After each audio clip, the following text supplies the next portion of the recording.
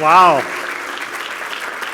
That was incredible. I just wish my wife and kids were here to hear that. That would be phenomenal. Maybe we can send them the video. It's wonderful to be here, and I apologize that this session stole you away from eating breakfast outside, which is just so lovely. I can't tell you how humbled I am to be here. And I'm going to talk a little bit today, as Skip said, about both the personal side and the professional side. So when I received the request to come here, I was so excited because anytime I can be in a room talking about the value and the power of community, that's an honor. And made more special by the fact that what you do every single day is remarkable. And I know you know that and you hear that and you probably understand that, but I just want to share at the outset a real personal story before I talk about some of the professional experiences I've had, which I think emphasize this idea that if we bring people together, we can achieve things that none of us can do on our own. And you do that every single day. And the personal story I want to share with you, it just hit me a few days ago. But I have two kids, an 8-year-old daughter and a 6-year-old son. Both just the perfect ages right now, phenomenal human beings. You know, my daughter said to me yesterday, "Dad, couldn't you find a job where you didn't have to travel as much?"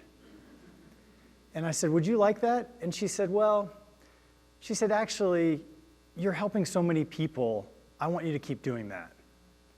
And I mean, I started to tear up in the kitchen as I was leaving for the airport. The reason I tell you this story about my daughter is that my daughter is very intense. Very, very bright, very anxious, always sort of on the go and on the move and needing to sort of be stimulated. And a couple years ago, my wife and I were trying to figure out like how we could continue to sort of parent her in a way that took advantage of her great strengths, but also kept her motivated and engaged. And it was about that time that she really started to read. And when I tell you she started to read, I've never seen anything like it. 5 to 6 books a day. Chapter book after chapter book, series after series after series. And almost every single day after school, she wants to go to the library. She either wants to go to the school library or she wants to go to the public library. The director of the public library where we live, Ben Heckman, is actually here. So I have to give him a special note of gratitude because not only is he a phenomenal leader, he's also a cancer survivor, and he and his team have inspired my daughter in such a phenomenal way. So 3 days ago, I took this picture. This is sort of in our mudroom. And this is my daughter after she put her shoes on, and she's waiting for my wife and I and our son to go somewhere. She's laying on an exercise ball trying to get one more chapter in before we leave. It has changed her life. And so I just stand here to say thank you, because you may never meet these kids. You may never see them. You may work sort of behind the scenes, but their lives are being changed forever because of the work that you do and the community that you build. And it's really, really personally meaningful. So thank you. So today what I want to do is just share some stories, both personal and professional, and then have a dialogue and answer questions around what can we achieve when we bring people together, when we create these networks and bring people together with a common goal, something aspirational that none of us can do on our own. And I feel really strongly that communities are the lifeblood of humanity. We are at our best when we are doing things with others. We live our best lives, we're healthier. We are doing our best work when we are trying to do things together. And that comes from my upbringing, which I'll tell you about in a minute. And yet, we are living in this unbelievable time of, quote, connectedness, right? How many people during this hour-long session have already posted on social media, taken a picture, are planning to post on social media, or do something with your phone? Everybody, right? I mean, I feel naked without my phone in my pocket right now. It's the way in which the world operates and the way in which we live today. So on the one hand, people talk about, oh my gosh, we're living in the most connected time we've ever experienced. And yet, this is what you see all the time. These people are touching each other. They're physically touching each other and not speaking to one another. Super connected, and yet entirely isolated. Doing our own thing with our own device in our own world outside of this concept of community. And there's tons of data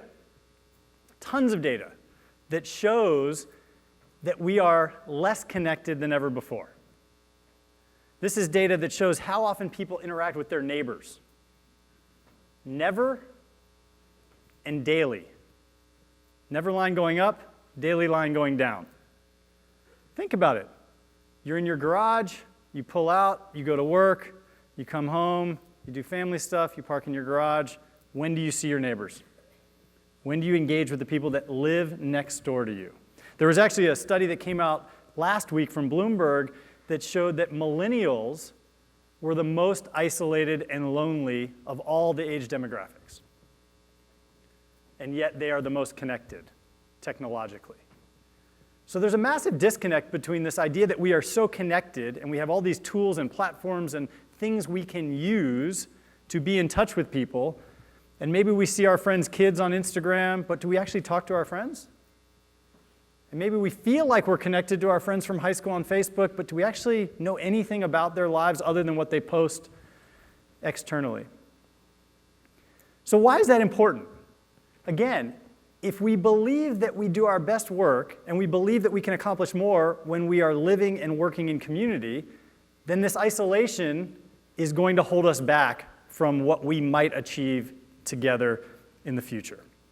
So for me, this whole idea of community started in this town in Maryland. Is anybody familiar with this town? Skip is, yeah? Good. It's more hands than normal. Librarians must be super educated. So this is the town where I grew up. For those of you who don't know this town, it was the first planned city in America. Okay? About 60 years ago, a visionary developer bought thousands of acres of land very quietly right between Baltimore and Washington.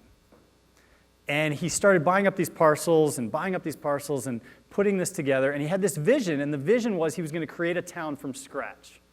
And this city was going to be based on the values of diversity and inclusion and acceptance and service.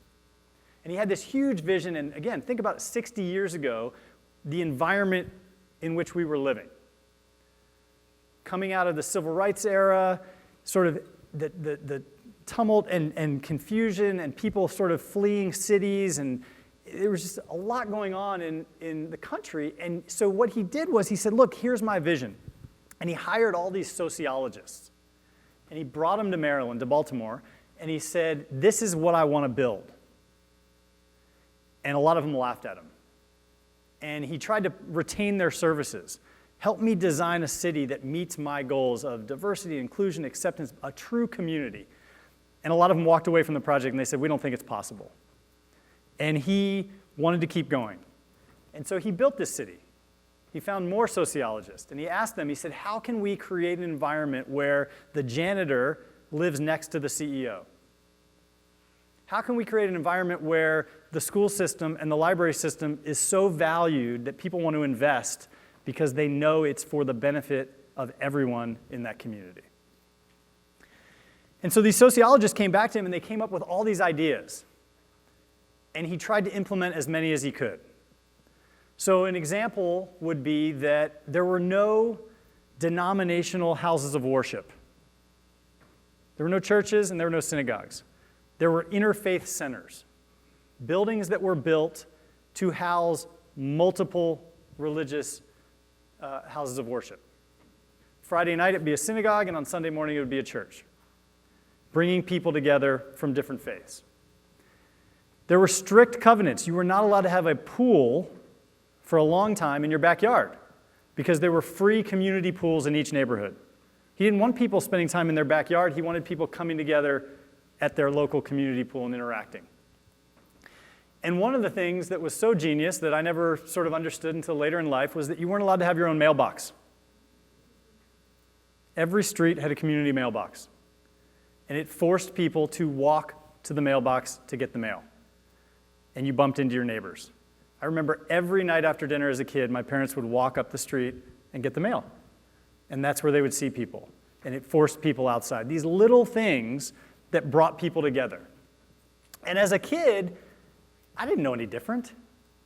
I just thought I had this great upbringing, great parents, older brother. I didn't understand truly the value of community and the environment that I was living in. I will say, I don't know if there's any librarians here from Columbia, Maryland, but the library system was unbelievable and continues to be unbelievable. And to this day, my parents live a few blocks from the main library in downtown Columbia, and my dad walks to the library every single day.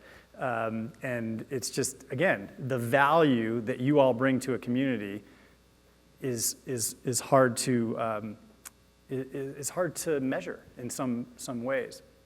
So growing up there, we had this awesome experience. And at one point in my youth, my parents sat my brother and I down, and they said, we want to talk to you about what it means to live in community. My parents had both grown up in Baltimore, and they were one of the first 100 families to move to this new city because they believed in this vision that Jim Rouse had, and that you could actually bring people together to solve big problems. And my parents sat my brother and I down, and they said, we want to teach you the difference between a community and a crowd. And again, most likely at that age went in one ear and out the other. I was probably 11 or 12. And they said, but the difference is really simple. In a crowd, people push and they shove and they elbow, and their purpose is to get ahead of the person next to them. And in a community, people embrace and they smile and they shake hands and they nod and they hug. And they know that at the end of the day, if we don't move forward together, none of us will experience the quality of life that we deserve and aspire to. Super simple. Again, at 11 or 12, probably not so simple. But it's the common theme that has guided my life since that moment, whether consciously or subconsciously. And what they were describing was this. Black Friday. To this day, even when you can get it all on your phone, pushing and shoving and fighting and elbowing to try to get ahead of the person next to them. In this instance, to buy a TV or a toy or whatever it might be. It's a crowd. And we see crowds all the time. This is an example from where I live in Columbus, Ohio, that some of you may or may not be familiar with, but last year, this remarkable thing happened in Columbus. The first time ever, a professional sports team announced that they were leaving. The Columbus Crew, which is a Major League Soccer team, announced that they were leaving the city of Columbus. And this grassroots group of supporters got together, this was on the steps of City Hall, the day after it was announced they were leaving. And they said, we're going to save the team. And everybody laughed and said, you're not going to save the team. There's a billionaire owner. They can do whatever they want. We have no justification to save the team. And for the first time in the history of professional sports, a team was saved. Because this grassroots group of community members came together and decided they were going to do something that none of them could do on their own. And just on Sunday night, we took our kids to the last home game of this year, which nobody thought would ever happen. They never thought they would play this year. They never thought they would stay in Columbus. But this is what can be accomplished when a community rallies and aligns around an aspirational goal and brings more and more people to the table. Very, very different than the crowd. So all of this was in the background of sort of my life as a kid growing up in this unique environment when my life changed forever. As Skip mentioned, I was diagnosed with a really rare type of cancer. It took me a long time to figure out how to say the name, so I could never expect you to say it, called chondrosarcoma. It's a very, very rare cartilage tumor. And the way that I was diagnosed was a series of just experiences and events that I actually am very fortunate to be here. I went running one night with my older brother. It was August. It was going into my sophomore year. I was a soccer player at Brown University. And I enticed my brother, who was working in politics at the time, who had sort of gotten out of shape. And I sort of said to him, hey, you got to get in shape, man. He's living in Iowa at the time and working on campaigns. And so I sort of goaded my older brother into going on this jog with me. And it was a hot, humid, East Coast sort of night. And when we came back, I was wheezing. I couldn't stop wheezing. And my parents said, hey, we should go to the emergency room. And I said, no, I'm 19. I don't need to go to the emergency room. It's fine.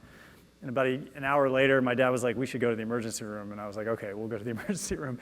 I'd never been to the hospital, never broken a bone, never sort of had any experience with the medical system. And when the attending physician came in, he said, oh, it's probably just the pollen in the air. Don't worry about it. You'll be fine tomorrow. And as we were walking out of the hospital, he said, you know what, but you're here, let's just do a chest x-ray. Did the x-ray, and he looked at it and he said, you're good to go. Went home that night, woke up the next morning, felt totally fine. I was coaching at a youth soccer camp. Woke up, went to camp, coached the camp, no problem. Came home, again, remember this is 1996. We had an answering machine. And remember when you used to get excited when the red light was blinking? It was like, yeah, I got a message. Now it's like, oh man, another message. So the little light was blinking, and lo and behold, it was our family physician. And he said, look, I was at the hospital today visiting another patient, and they have a protocol where they notified me that you were in last night, so I went to radiology, I looked at your x-ray. He said, you need to have a CT scan immediately. That afternoon, I went to the office to have the scan.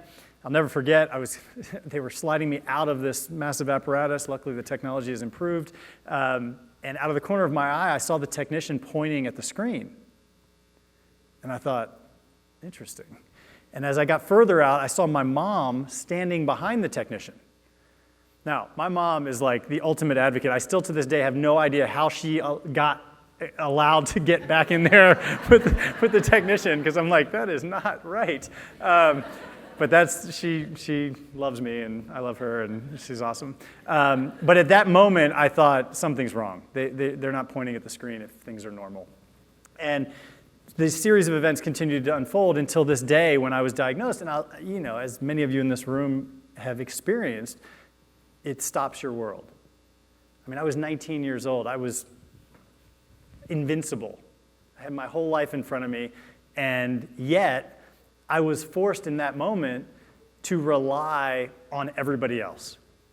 At a time when I was supposed to be moving away from my family structure, becoming independent, feeling of invincibility, I was now forced to rely on a medical system, my family, my friends, my support network, in a way that I wasn't prepared. And I think it's human nature that it's hard for people to ask for help, okay? And we always tell people in our work, somebody says, oh, somebody was diagnosed, what should I do? We always say, do something. Don't wait to be asked. Show up. Show up with a meal, show up to sit and talk. Just do something, because people have a hard time asking for help. And especially when you're 19 and feel like the world is in front of you.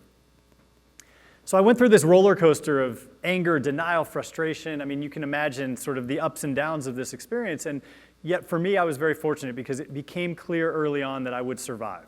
That was not the issue for me. The issue was, what would my life look like? Would I continue to play soccer? What would my career path be? What would I do as a result of this experience to maybe help others? And it was at that time that I read this quote from an oncologist in Portland, Oregon, who said, if you are fortunate enough to survive, you have an obligation to do something to help others who might find themselves on a similar path. And it really resonated with me, because throughout my journey, what I realized, it took a few months to understand, but what I realized fairly quickly was that something was missing. I had everything you imagine you would need. I had highly educated parents, we had insurance, we had access to incredible physicians, incredible health care. I had friends, I had teammates, professors. I mean, I had everything you could imagine you would need, and yet it was still difficult, and there was one thing that was missing. And what was missing was I couldn't find anybody else my age who had experienced the same thing. And as a young adult, being in the medical system can be very challenging. Most medical systems are set up for pediatrics and adults, okay? And some are very strict in terms of how they divide those two. If you're 18 and under, you're pediatrics. If you're 19 and over, you're adults. Some are 21, et cetera. And for me, I had a thoracic tumor, which meant that I was on a floor in the hospital mostly with people who had lung cancer. And most of those patients were in their 60s and 70s. And you can always tell which floor you're on based on the magazines in the waiting room. Okay? I mean, there was a lot of good housekeeping. There was a lot of things in the thoracic floor. And yet, you know, if you were in the pediatric wing, there'd be highlights for children and, you know, whatever else. And so you're stuck in between. And it's a very isolating experience from that perspective, but also from the perspective that physicians have a hard time dealing with young adults. Because the physician will come in and they'll talk directly to your parents. Here's what we're going to do. Is this okay? Is this, you know, everything okay? It's as if you're not there. And then they turn to you and say, oh, but you're 19, you got to sign. You start reading the side effects, you start understanding what's going on. It's a very awkward experience. And so what I realized that was missing from my journey was I wanted to talk to another 19-year-old or 22-year-old or 18-year-old, whatever it might be, who said, hey, here's what my journey was like. I wanted to find a community. And when I read this quote, I called my parents and I said, look, we got to do something. We got to start something to help create a community for young adults affected by cancer. And ultimately, that's what started my career path. I had studied to be a teacher, and I wanted to teach and coach. And I had done my student teaching in middle school and wanted to teach social studies, be around young people, and yet my journey with cancer put me on a different path. And the last 20 plus years have been focused on building community. And one of the things that's interesting that I like to highlight is while all three of these organizations that I've had the privilege of working for are focused on cancer, the common theme is actually community. There are tons of cancer organizations that do phenomenal work in all different facets of this illness. But the common theme in my career has been how do you bring people together to do things that none of us can do on our own? And I'm going to give you a few examples from each organization. So one of the things that the Ulman Foundation does is they facilitate something called the 4K. And the 4K is a group of about 120 young people who every summer, different people every summer, ride their bike or run 4,000 miles across the United States. This is a picture from this past year. These are individuals who sign up a year in advance. They apply to be a part of the team because they want to do something to impact this cause, but they want to do something they could never do on their own. They want to do something that seems unachievable. They set this goal of riding across the country with a group of people they don't know, all under the purpose of educating and raising money for young adults with cancer. These young people are some of the most inspiring individuals I ever get to meet. Luckily, they ride through and run through Columbus, Ohio every summer, and we're able to host them and hear their stories and learn what motivated them. But the underlying common theme every single summer is I wanted to do something with a group of people. I wanted to do something in community. And they do it year after year after year, and it's so inspiring. So if any of you have young people that want to ride or run across the country, encourage them to check this out. It's life-changing.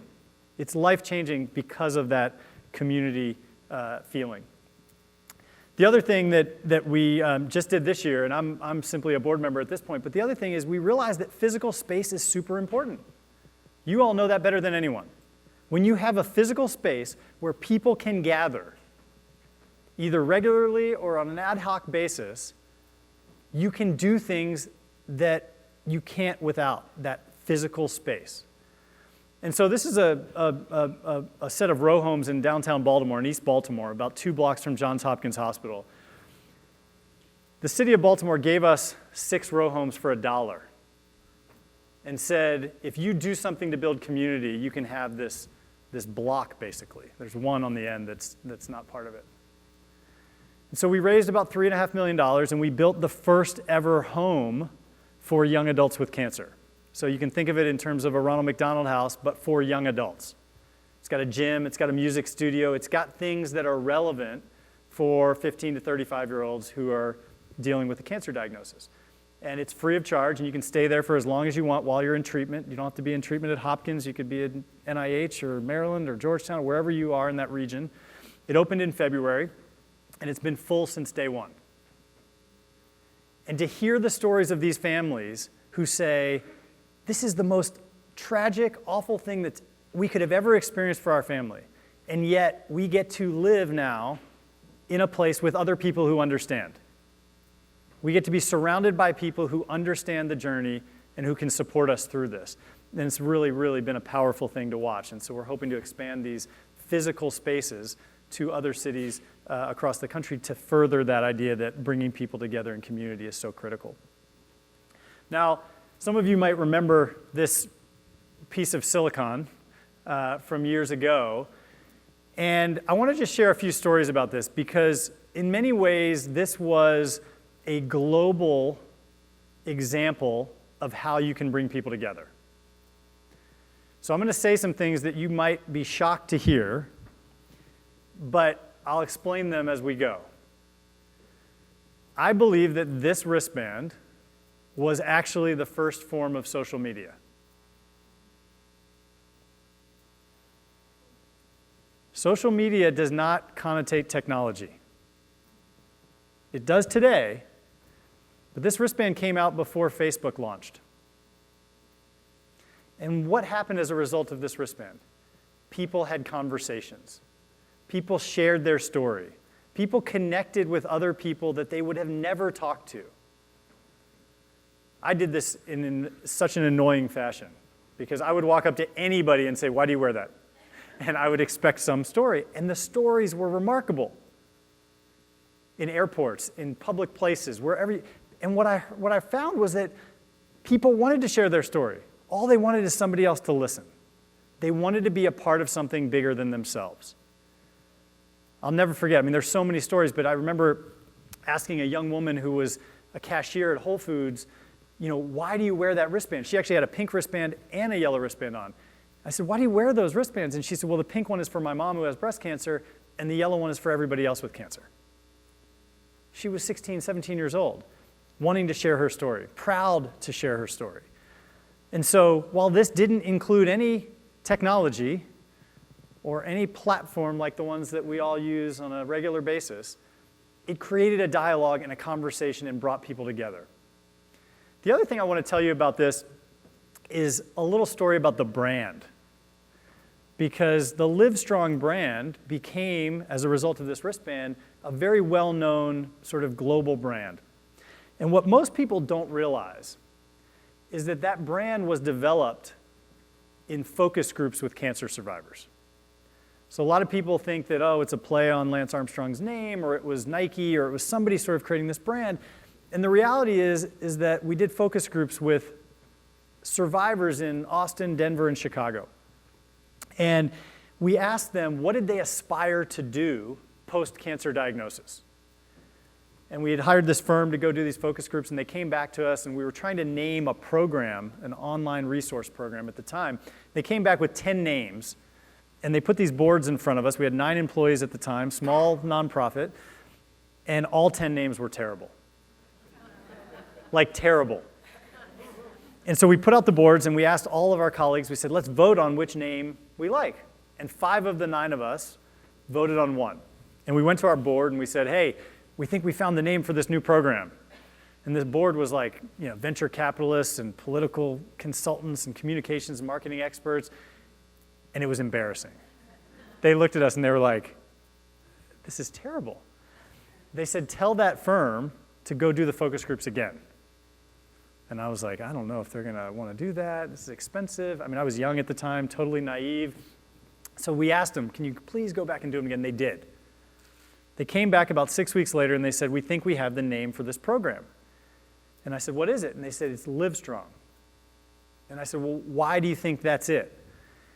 And they said, well, because 50% of the people in the focus groups loved it and 50% of the people hated it. Again, I'm naive, I'm 24 at the time, I'm like, that doesn't sound so good. Why did they love it and why did they hate it? They said, well, the 50% of the people who loved it said, that's what I aspire to do. I was diagnosed with cancer, I'm either in treatment or post-treatment, but I aspire to live a long and healthy and prosperous life. Why did the people hate it? The 50% who had this adverse reaction to it said, how dare you tell me how to live? Don't espouse what you think I should do in my life. Let me make that determination. So sheepishly, I went back to the board and I said, they think they found it, but I'm not so sure. And one of our board members, who's a political communications marketing consultant, he said, it's perfect. And I said, why? And he said, because you want something that engenders such a reaction that people are willing to share their story. They're willing to talk.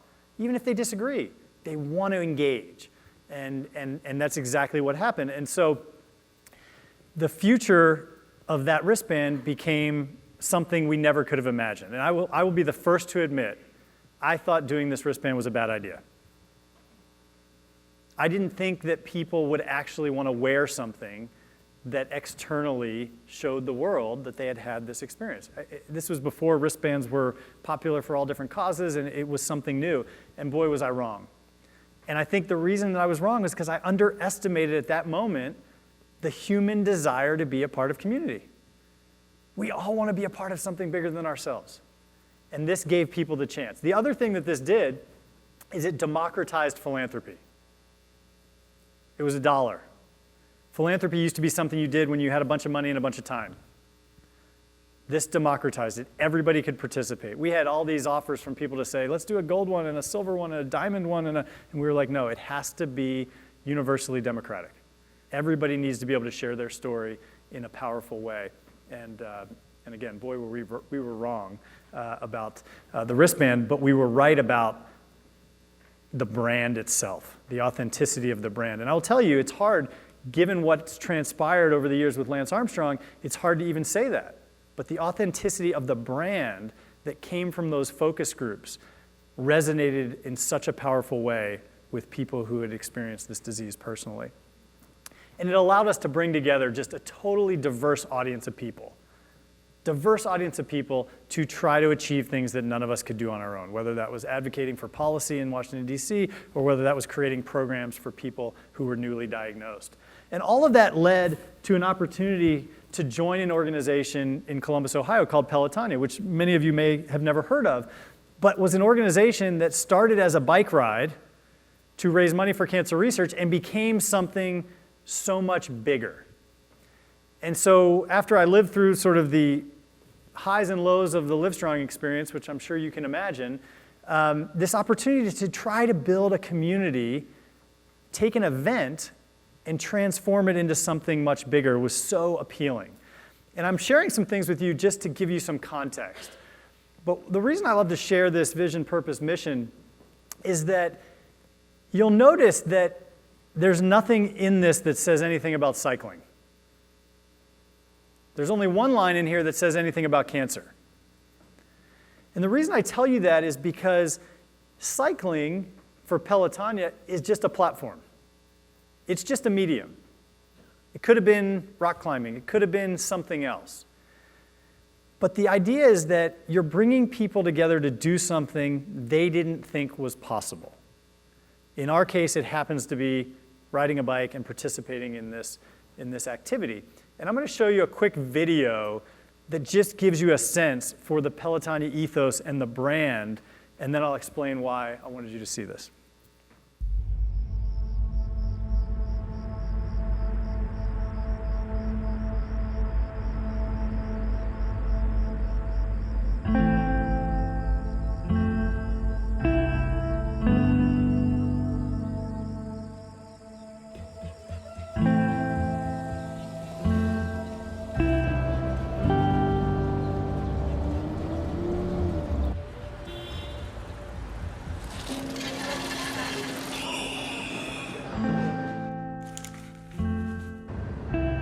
know it's a huge team effort for Pelotonia every year, all year long. Fundraising for cancer research, from the riders to the volunteers and the donors. We're listening to City 1025.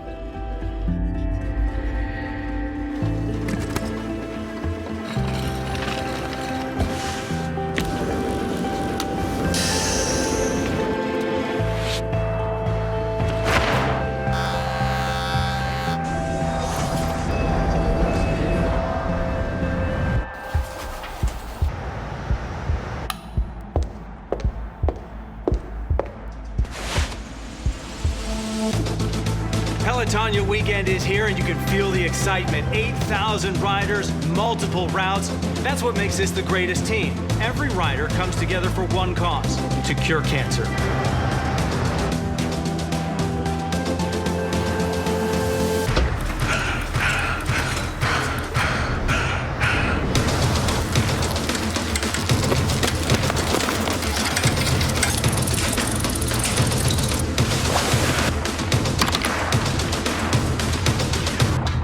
That's the one.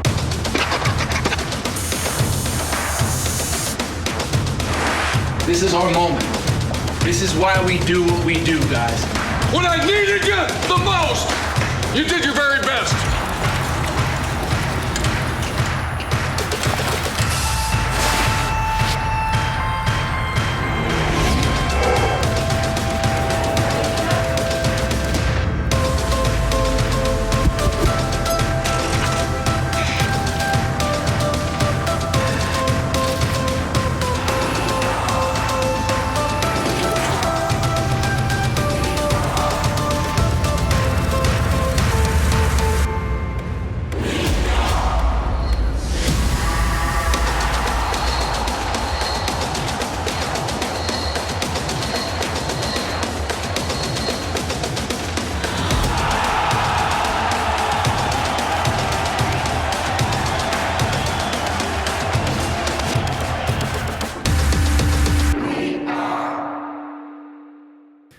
So the reason I wanted to show you that is to give you a sense of the brand and the organization and the way that we think about building community. Because as I show you this chart, which is not that significant other than it shows the volume of people that participate. And the reason I wanted to share this with you is that when we survey our participants, 70% of them say, I didn't own a bike before I decided to join Pelotonia. Why is that significant? It's because it highlights this human desire to be a part of something bigger. This isn't successful because we have a bunch of hardcore cyclists who love spandex. The vast majority of our riders do not like wearing spandex. It's because they want to participate in an ongoing activity that allows them to achieve something they couldn't do on their own. None of us could go out and ride 100 miles on our own. None of us could go out and raise $27 million on our own. We want to be around people who care and aspire to do big things together. And that's what we've seen through Pelotonia over the years. And our goal now is, how do you expand that experience? How do you provide that experience for people who may never come to Columbus, Ohio and ride a bike? But how do you create that feeling and that brand and that cultural relevance? Whether it's the tattoos you saw in the video, or the beer cans, or whatever it might be that engages the community in new and different ways while building a brand and setting goals that seem unachievable. So, we all are a part of communities in different ways. Right? There are athletic communities, there are professional communities, there are personal communities, there are religious communities. Whatever it might be in your world, we're all engaged, and none of them are mutually exclusive. Some communities are episodic, some are ongoing.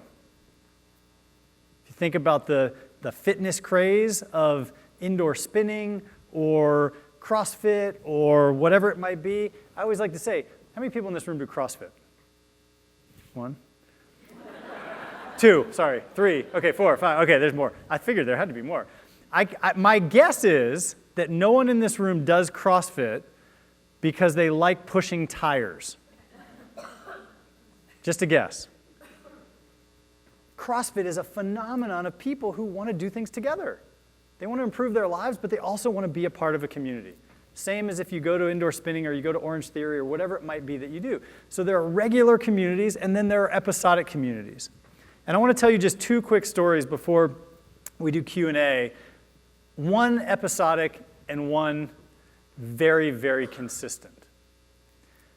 So about 18 years ago, I was living in Austin, Texas, and I met 2 other gentlemen at the gym where I used to work out in the morning. And we started running. And we decided we would run every Thursday morning and Saturday morning. And soon it became 5 or 6 of us that would run on Thursday mornings at 6 a.m. There's a place in Austin called Barton Springs, which is a natural fed pool right downtown. 68 degrees year-round. It's awesome in the summer, not so awesome in the winter. But we would meet at Barton Springs at 6 a.m. on Thursday to run. And it became known as the Dice Run because these other gentlemen had this great idea that in order to keep the running new and exciting, we would pick 6 different routes every January, and those routes would last for the whole year. And on top of the bathroom door at Barton Springs, we would hide this dice. And every Thursday morning, somebody in the group would roll the dice. And whatever route was rolled is what we would run. The Dice Run is now a group of anywhere from 5 people to 35 people every single Thursday morning for the last 18 years. Doesn't matter if it's hailing or, they don't get a lot of snow, but sometimes ice in the winter. Doesn't matter if it's 110 degrees. And by the way, it's not dry like it is here.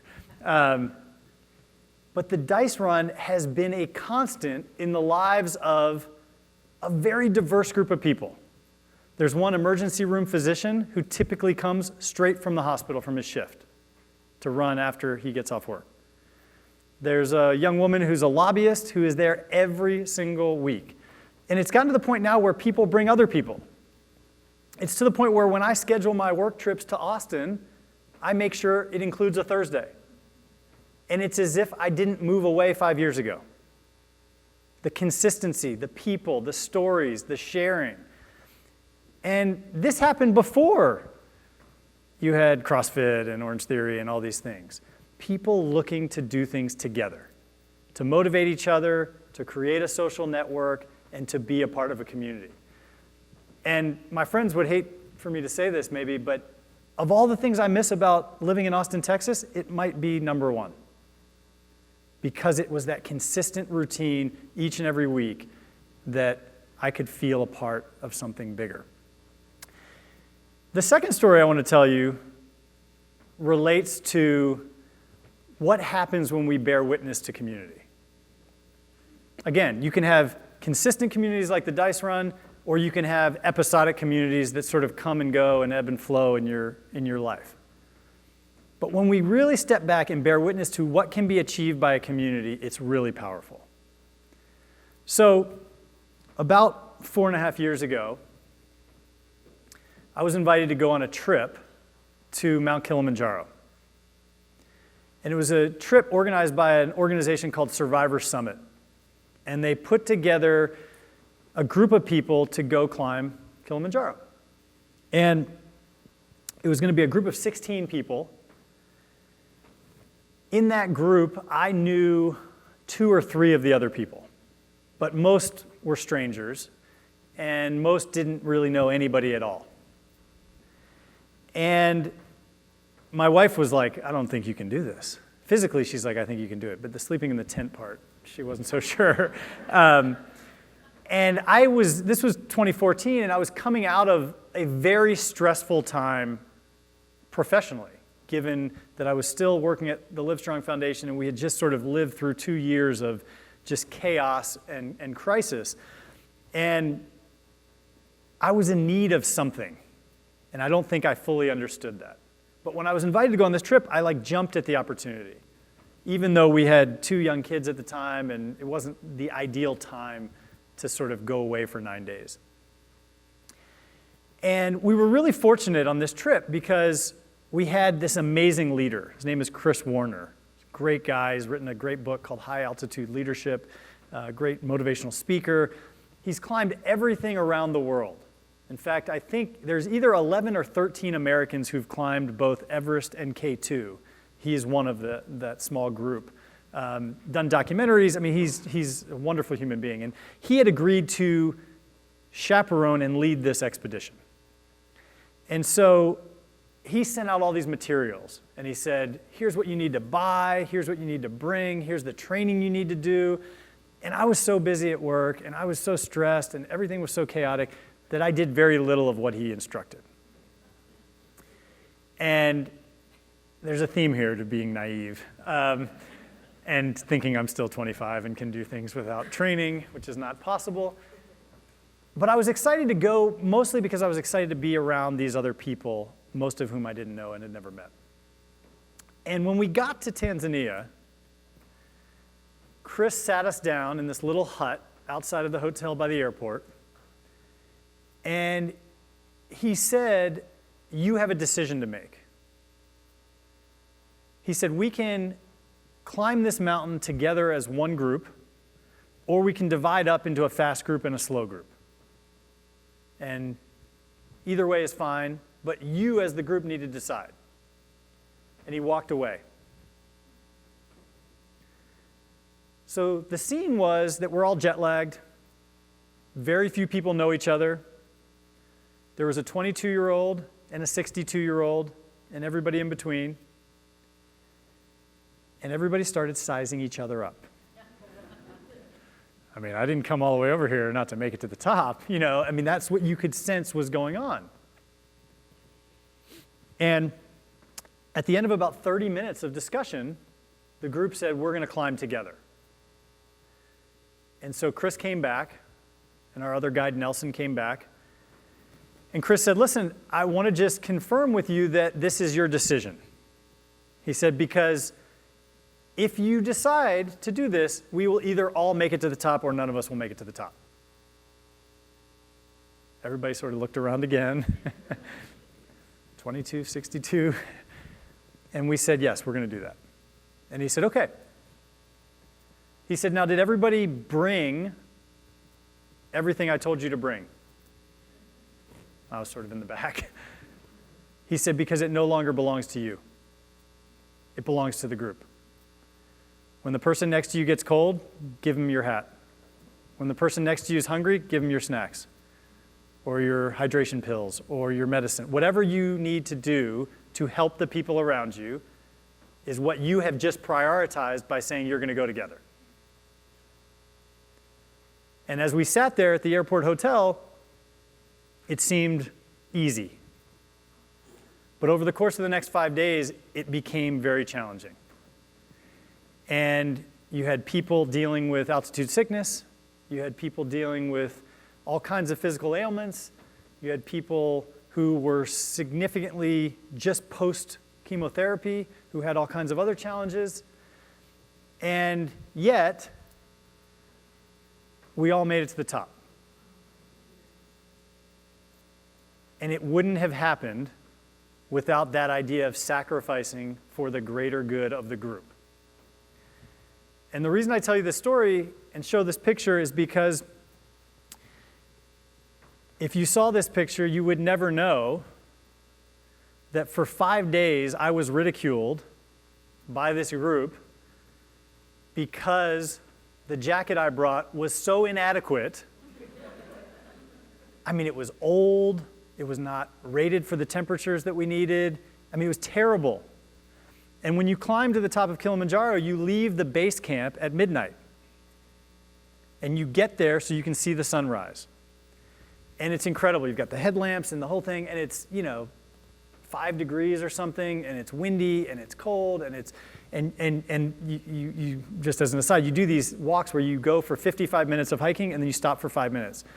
And you can't stop for more than 5 minutes, because if you stop too long to eat and hydrate, your hands and toes and everything get too cold. And so we're walking, And at 1 in the morning, Chris Callahan, who's got a black hat on and black on the left side of the picture in the back, is from Iowa. At 1 in the morning, we're walking single file, back and forth, back and forth. He taps me on the shoulder. He's walking right behind me, and he hands me his jacket. He could tell that I was shivering. And that black jacket that I'm wearing in that picture is Chris Callahan's jacket. Summit Series, nicest jacket I've ever worn. I had to give it back though. And it's just, in some ways, a great example of the limits that we each have individually and the power of people coming together to try to accomplish things that none of us could do on our own. So I share that in closing just to say that what you do every day by bringing people together to achieve things, whether it's my daughter who literally told me last night that her teacher isn't allowing her to read enough, okay? Now, I know this is going to end at some point, but for now, we're loving it. So whether it's kids like my daughter, or whether it's a homeless person who comes to the library to use the computers, or whether it's a group of people who uses your facility to meet about a cause that they care about, if we all focus our lives and our days on bringing people together to achieve things that seem impossible, the world will be a better place. And it's been an honor to be here, and I'm happy to take any questions that you might have. Thank you very much.